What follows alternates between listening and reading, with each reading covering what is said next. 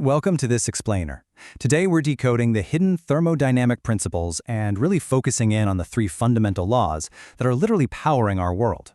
And it's all done through the absolute art of engineering repetition. To pull off any successful engineering feat, you've got to master this art. I mean, sure, it applies to how we design, prototype, and test, but more importantly, repetition is the core secret behind the physical processes we rely on every single day. Right, so let's just dive straight into this. How exactly do devices like your home heat pump or that fridge in your kitchen pull off their little miracles endlessly? How do you build a system that cools your food down and actually keeps it cold day after day, year after year, without just calling it quits after one try? Well, the secret sauce here is thermodynamic cycles. In the engineering world, we say a system has undergone a cycle if it perfectly returns to its exact initial state the moment the process ends. It's a precise sequence of events, and they repeat in the exact same order every single time. By resetting the system back to square one, we can just run through the loop again and again to get whatever we need, whether that's powering a car down the highway or just keeping those leftovers chilled. Section 1. Core thermodynamic processes explained. The building blocks. Okay, so there are four core processes we need to talk about, and yeah, they rely heavily on Greek roots. Take isothermal. Therm obviously means heat, so this is a constant temperature process. Think boiling water. Since the temperature stays flat, the change in internal energy is just zero, which means your heat, or Q, simply equals your work, W. Next is adiabatic, meaning literally zero heat exchange between the system and its surroundings, kind of like a perfectly insulated thermos flask. Then we have isochoric, which means constant volume. Picture a closed, rigid container where the system does zero work because it physically cannot expand. And finally, isobaric, meaning constant pressure. That's like boiling water in an open pot, where the atmospheric pressure pushing down on it stays exactly the same. Now, the ultimate rule tying all these building blocks together is the first law of thermodynamics. This law is absolutely crucial because it governs how energy mathematically balances out between heat, work, and internal energy across every single step we just walked through. If you're looking at a closed cycle, the total changes in internal, kinetic, and potential energy, they're all exactly zero through the cycle. The initial and final states are identical, so according to the first law, the total changes in work and heat must perfectly balance themselves out. Energy is conserved always, it's just changing form. Section 2. Turning heat into work, the heat engine. Let's look at how a heat engine continuously loops through four highly precise stages. First up, it starts in a boiler, where water absorbs intense heat from something like a furnace or even concentrated sunlight, instantly turning into highly compressed steam.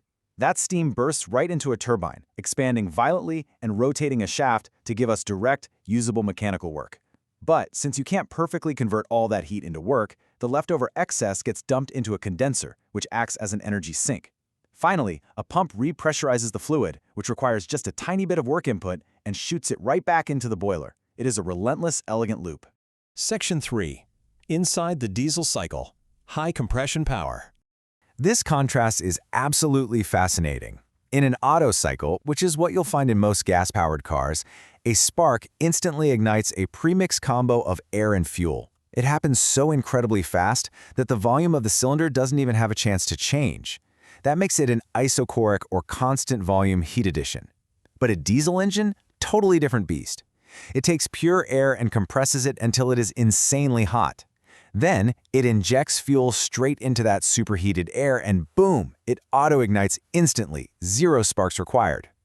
And because this fuel injection is happening while the piston is already starting its downward push, the combustion occurs at a constant pressure. So we're dealing with an isobaric process here. And here's why that matters. Because diesel engines initially compress pure air rather than a highly volatile air-fuel mixture. They completely avoid the disaster of self-igniting at the wrong time.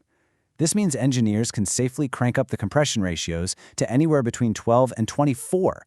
To put that in perspective, standard spark ignition gas engines tap out around 6 to 12. That massive compression capability is exactly why diesel engines are such incredible heavy-duty powerhouses, hauling massive trucks across the globe. But since the fuel injection and the actual combustion are happening continuously while the piston is actively moving down during that power stroke, the volume of our system is technically changing right in the middle of the heat addition. To handle the math on this, engineers use what's called a cutoff ratio to track that volume change. It's cleverly named cutoff because it marks the precise state when the fuel stops being injected into the cylinder. Section 4. Reversing heat with refrigerators, cooling by design. So what happens when we flip the script? The second law of thermodynamics tells us that we can actually put work into a system to force heat to move in a way it naturally never would, like dragging heat out of an already cold space. And hey, while the third law of thermodynamics reminds us that we can never truly reach absolute zero, we can absolutely use these reverse cycles to get things comfortably, reliably freezing cold. Your everyday kitchen fridge relies on this exact reversed cycle, usually using a chemical working fluid like Freon. Here's the loop. The fluid kicks things off by entering the evaporator as a freezing cold liquid, and then it boils. Now, when liquids turn to gas, they absorb heat, literally sucking the warmth right out of your groceries. From there, the compressor takes over. By doing work to hike up the gas's pressure, it dramatically spikes its temperature and its boiling point. Next, this newly super hot gas rushes into the condenser coils on the back of your fridge. Because it's way hotter than the room it's in, it dumps that heat into your kitchen air and condenses back into a liquid. Finally, an expansion valve slashes the pressure, instantly dropping the liquid's temperature back down so it can hit the evaporator and start the whole magical loop over again. But what if you don't have electricity to run a compressor? Well, you could use a Zearpod. This is an ancient, surprisingly brilliant thermodynamic system dating all the way back to Egypt around 2500 BCE. It's basically one earthen pot set inside another, with wet sand packed between them. As the moisture in the sand evaporates, it aggressively pulls heat away, cooling the inner pot. It's ancient refrigeration with a $0 electric bill. But it is an incomplete cycle. Without a closed loop to recapture that evaporated water, you have to manually keep adding more water to keep the cooling going. You sacrifice the elegance of a perfect closed cycle for sheer survival and practicality. Of course, humanity didn't just stop at earthen pots. A massive tenet of engineering is constant, relentless optimization. Today, instead of just relying on standard grid power for the work input in our modern cooling cycles, we can hook up solar-powered photovoltaic panels. By exciting electrons inside the panel's cells, we're converting the sun's rays directly into the exact electrical work that our compressor demands. It takes these thermodynamic cycles and makes them vastly more sustainable. So considering everything we've broken down today, from the first law perfectly balancing our energy equations to the isobaric combustion of a roaring diesel engine, all the way to the precise heat exchange happening on the back of your fridge, the underlying principles are delightfully universal. It really makes you wonder, right? What entirely new, seemingly impossible processes might engineers invent next as we continue to bend heat, work, and pressure to power the future? Keep that in mind the next time you grab a cold drink. Thanks for hanging out with me on this explainer, and keep exploring.